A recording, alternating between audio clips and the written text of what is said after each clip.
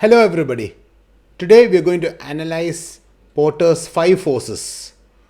Porter's 5 forces is a framework for analyzing the competitive intensity and attractiveness of a market. This was developed by a Harvard Business School professor, Michael E. Porter.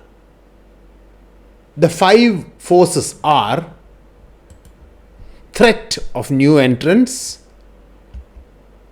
bargaining power of suppliers, bargaining power of buyers, threat of substitute product or services, and rivalry among existing competitors. Let me give you examples for each so that you will be able to understand very clearly. In the threat of new entrants, we can look into a high threat, the food industry.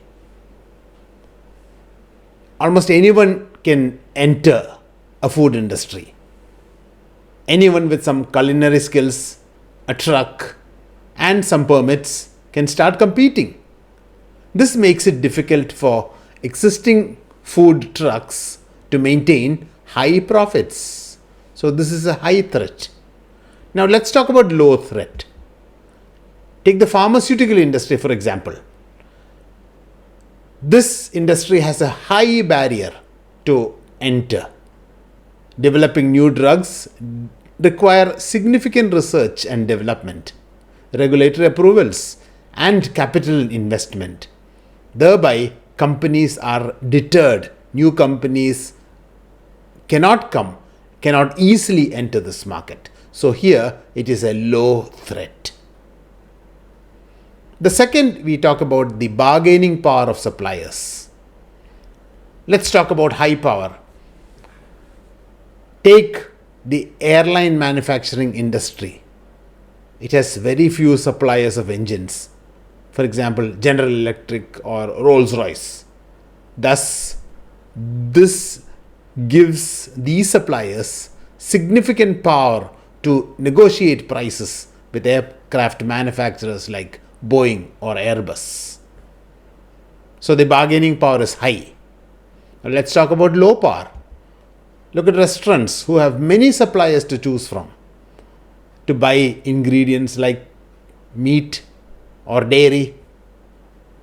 The restaurants have more power to negotiate prices and switch suppliers if needed.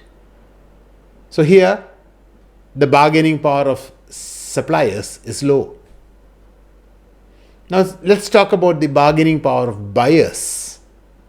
Let's take examples like large retailers like Lulu or Nesto. These retailers have significant bargaining power over their suppliers due to massive volumes they purchase. They can demand lower prices and even favorable terms. Now let's talk about a low power buyer. For example, individual consumers. They have low bargaining power when buying everyday items like groceries. They have little influence on price and usually they have to accept the offered terms and prices listed. Next, we talk about the threat of substitute products and services. Let's talk about high threat. Traditional taxi industry faced a high threat from substitutes of ride-sharing services like Uber and Ola. And let's say low threats, we have gas or petrol, which has a few substitute for most car owners, giving it a low threat of substitution. However, electrical vehicles are becoming a substitute, but the transition is still going on. And finally, we have the fifth force, the rivalry among existing competitors.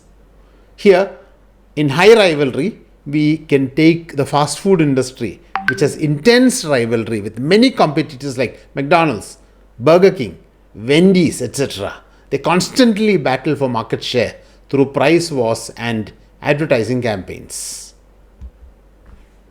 And in low rivalry, let's take the operating system market, for example, in personal computers. This has relatively low rivalry, with Microsoft Windows dominating and Mac OS holding a smaller share. This limited competition gives both companies significant pricing power. So, if we apply all these forces to specific industry, companies can understand the competitive dynamics and develop strategies to improve their position. This is Porter's 5 forces. For more like this, please do subscribe. Thank you.